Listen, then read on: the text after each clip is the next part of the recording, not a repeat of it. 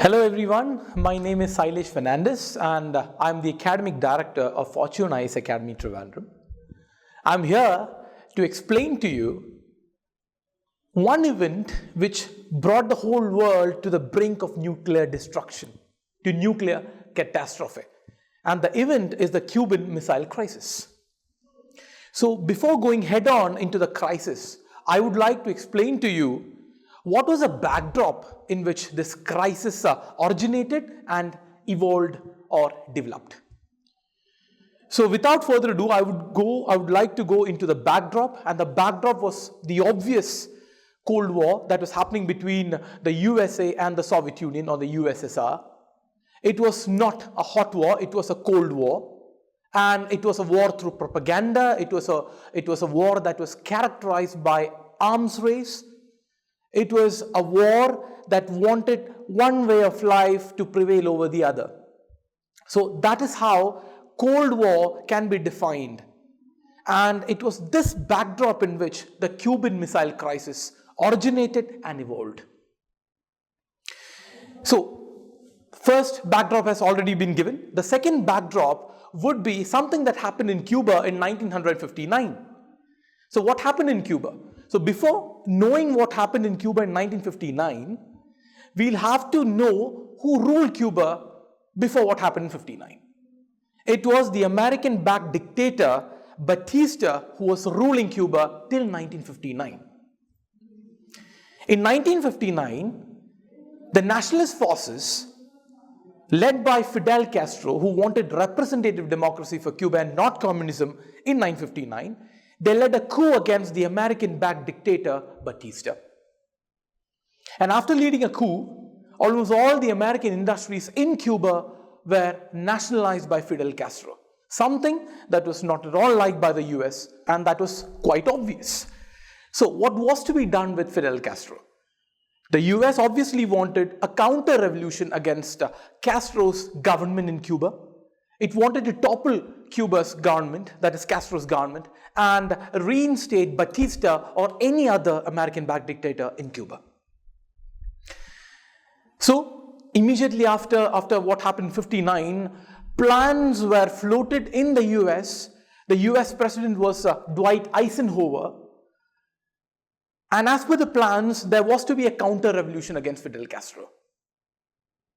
Counter-revolutionaries, Cuban exiles, were to be brought to USA, especially Florida. They were to be trained by the CIA, and they were to be pushed back into Cuba to bring about a revolution against Castro's regime. So, as planned, I told you before, it was not planned by the Kennedy administration, an administration that would be replacing the Eisenhower administration in 1960. This plan was conceived and it was to be implemented when Eisenhower was the US president. But eventually in 1960, elections happened and a Democratic Party nominee, John F. Kennedy, wins the elections by a very slight margin, defeating the ex-vice president of US, Richard Nixon. So by the time Kennedy comes to office, the operation against Cuba, in Cuba against Castro was already on its way. So these Cuban exiles who were trained in US by the CIA clandestinely were taken to Guatemala and they were pushed into Cuba through the Bay of Pigs. It was a Bay of Pigs. And it was expected that these Cuban exiles would bring about a coup against Castro. But it was not to be, because Castro already knew about what was about to happen and he suppressed this counter-revolution. Close to 1,400 Cuban revolutionaries were taken hostages, and we still don't know what happened to them, but we can just gauge what might have happened to them. So this was the failed US attempt in Bay of Pigs. Something that brought a lot of shame to the new young president of the US, JFK. He lost his face. He was ashamed because of what happened in Bay of Pigs. And obviously, he did not own it up. He said that this was not under the directions of the new administration. That's what he said. But Kennedy could not and will not forget what happened in Bay of Pigs. He would wait for an opportunity. He would wait for an opportunity wherein he would get back at Castro and Cuba. But this failed attempt of Bay of Pigs convinced Castro that he will have to go the Soviet way completely in order to stay afloat against American imperialism, because he knew that he was the only country, or his was the only country, which was standing up to the US hegemony in that part of the world. So, convinced that he wanted Soviet support, he would meet Khrushchev, who was the premier of Soviet Union back then in the 60s. Nikita Khrushchev, he was the premier. He would get in touch with Nikita Khrushchev and they would plan something. What would be the plan? As per the plan, Castro wanted Soviet missiles, both medium range and intermediate range missiles, nuclear capable missiles, to be deployed in the area of Cuba. Because he wanted Soviet missiles as a deterrent against the US. The Soviets agreed because Soviets were also looking for an opportunity to match the US when it came to firepower. There were three main reasons as to why Khrushchev agreed to deploy missiles in Cuba. One, the obvious gap in the amount of nuclear capable missiles between the Western Hemisphere and the Soviet Union. To be precise, if not to be precise, but to be closer to the numbers, actual numbers, altogether the Soviet Union only had 300 nuclear capable ballistic and medium range missiles. But the West, that is Britain, France, US and other Western countries, or NATO taken together, they had close to 5,000. So there was an obvious gap between the Soviet Union and the Western Hemisphere. So he wanted to bridge that gap. And one way of bridging the gap, if not bridging the gap when it comes to numbers, but bridging the gap when it comes to power, was to deploy such missiles, that is medium and intermediate range missiles, in Cuba, targeting the United States of America. The missiles were to be eventually SS-4 and R-14 missiles. The second reason that Soviet Union had was that it could easily target the US anytime. Moreover, it could also work as a deterrent against the US invasion of Cuba, Cuba being an ally of the Soviet Union already now. The third reason, and the most important reason, which is considered to be the most important reason, was the deployment of the US missiles, intermediate range ballistic missiles, in Italy and Turkey. The Jupiter missiles. These were the missiles which were deployed in Italy and Turkey by the US, gunned or aiming at the Soviet Union. So Khrushchev had these three important major reasons as to why he wanted, or he agreed eventually, to deploy nuclear missiles in Cuba. And the entire project was to be obviously secretive and clandestine. So away from the full glare of the world, the project was taken up and it was implemented. And this decision of the Soviet Union to deploy missiles in Cuba would form the immediate reason for the Cuban Missile Crisis of October 1962. 13 days it was, 13 days wherein the world was tensed, the world was on a brink of nuclear annihilation. It was believed that the Soviet Union and the US together had nuclear weapons which could destroy the world 7 times over. So the world was already on the brink. So we would be now going into the crisis per se. So how did the crisis evolve? The US had this habit, obviously not only the US but also the Soviet Union had this habit of patrolling the skies of the enemy countries, especially when it comes to small satellite countries of the other bloc. They had this habit of patrolling the small satellite countries of the other bloc. So Cuba was also normally patrolled by US reconnaissance aircraft U-2. This was a normal thing. Once, as a part of a normal reconnaissance mission, they photographed certain things which would snowball into a huge crisis. Once analyzed, the US realized that the photographs showed Soviet missile sites, although it was only imagined, or it was assumed that it was the Soviet Union which was behind the missiles, but these planes took the photographs of missile sites which were under construction in Cuba, Castro's Cuba.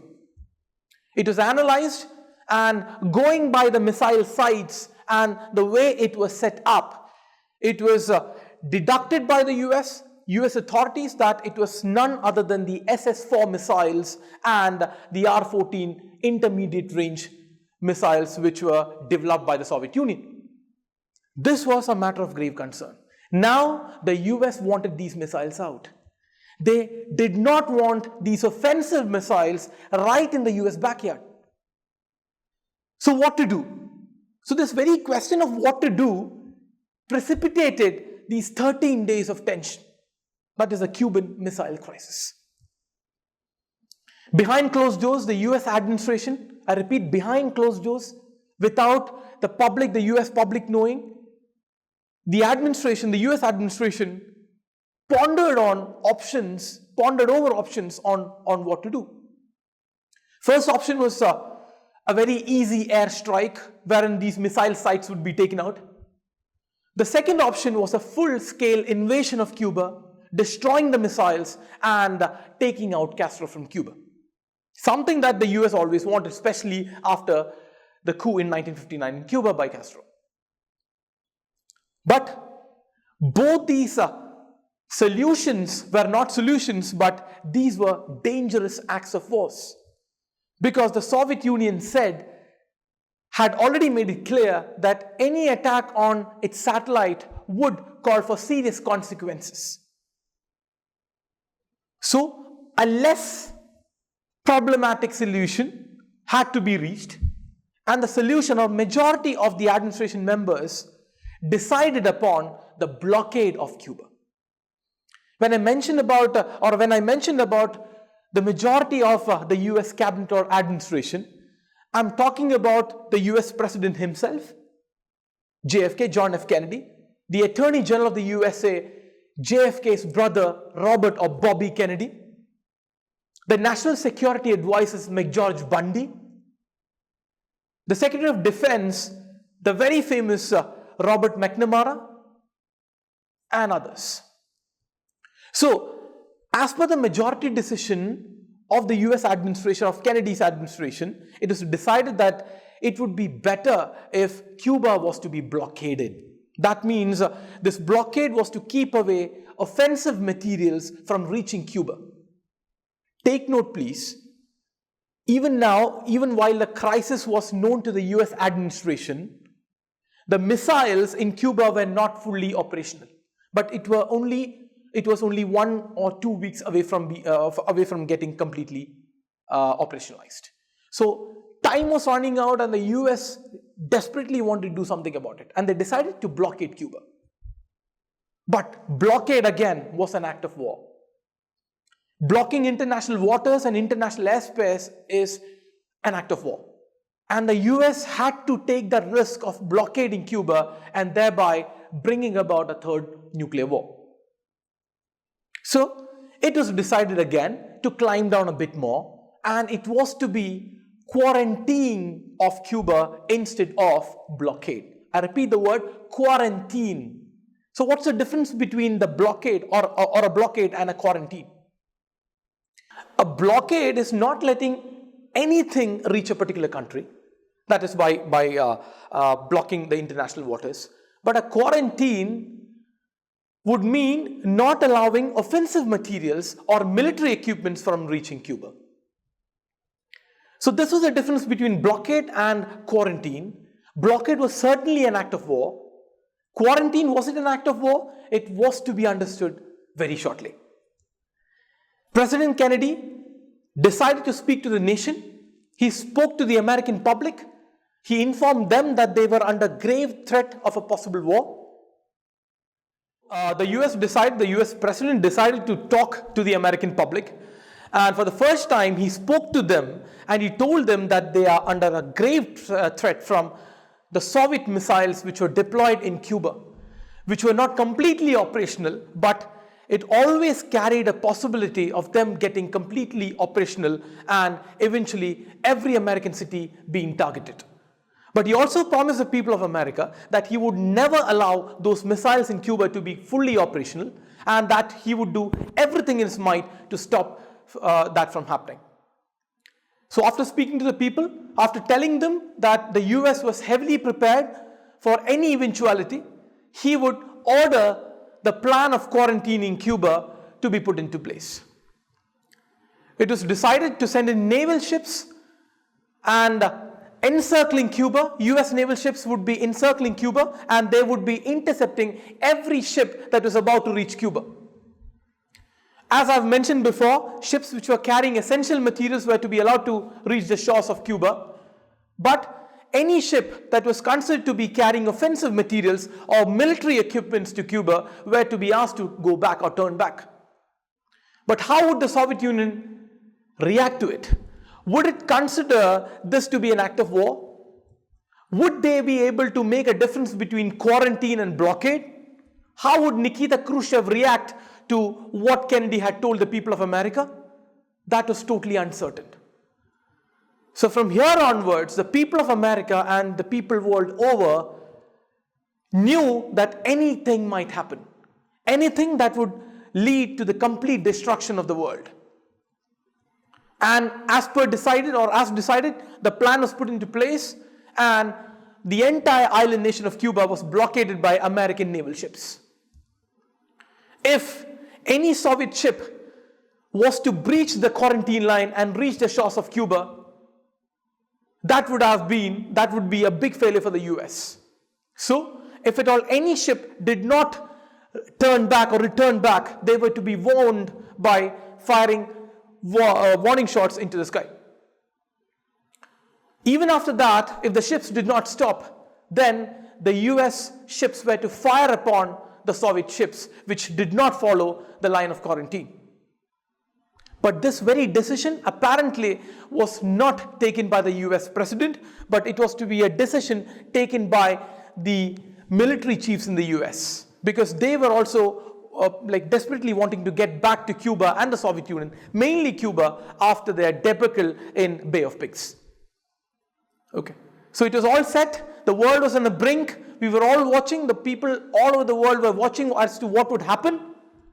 And certain incidents or certain drama did happen, because many ships, after seeing that the US was really prepared to block Cuba or to quarantine Cuba, decided to return back to the Soviet Union. But some of them, which were really confident of reaching or which were really confident that they were not carrying anything which was offensive, had decided to go and reach Cuba. Warning shots were fired, and apparently even shots were fired at the USSR ships or the Soviet ships. So it was very, very serious. It was just a matter of time that a third nuclear world war would start. But as everything or this drama was being played out in the open, very secretly, the Attorney General of the US, Robert Kennedy or Bobby Kennedy, brother to JFK, and Dobrynin, who was the ambassador of the Soviet Union in USA, were secretly meeting and were talking. Because they both knew that both the countries had to back off at some point or the other, or else it would mean the complete destruction of the world. And after tough negotiations, it was decided between the two. That means if the two of them decided, it means the administration of Kennedy and Nikita Khrushchev had decided something. And after tough negotiations, it was decided that the Soviet missiles deployed in Cuba would be taken out. In return, the US promised that it would not invade Cuba in the near future. Apart from that, there was a secret agreement which was not to be known to the American public or public in general, or public in the world in general, that the missiles, the offensive missiles that the US had placed in Turkey and Italy, the Jupiter missiles, would be removed by the US in some 6 to 8 months' time. But this was to be done secretively. So in this way, a crisis that would have destroyed the world was solved through diplomacy. Diplomacy wins.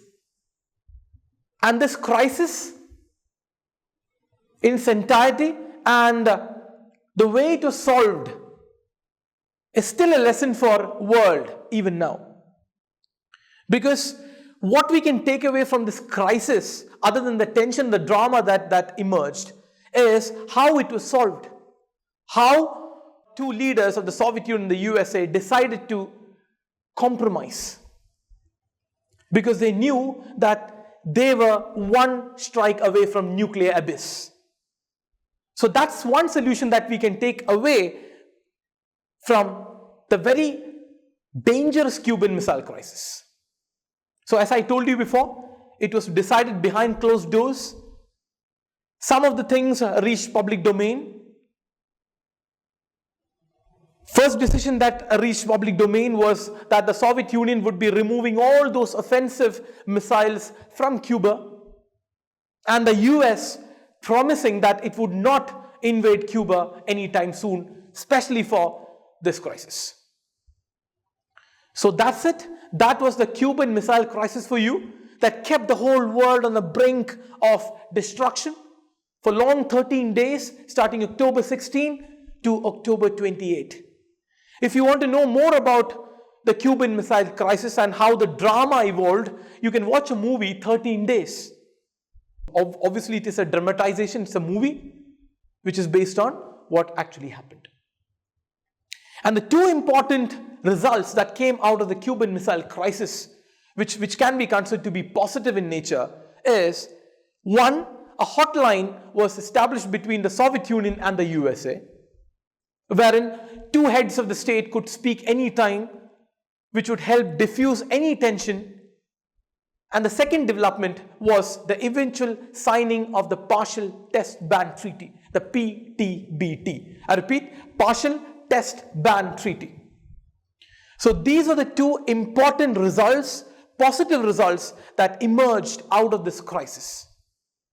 So that's it. That's a very short description of the Cuban Missile Crisis. I've only tried to touch upon important aspects of the crisis and how it was solved. There's a lot to it, but I decided against going into the details, because I just wanted to give you a crisp idea of what emerged in 1962. So I guess this video would be helpful for you. This would help you understand the very basic of what happened in Cuba and how it brought the whole world to near destruction. So till we meet for the next time with some next important or some other important topic on international relations or world history, bye-bye for now. Thank you.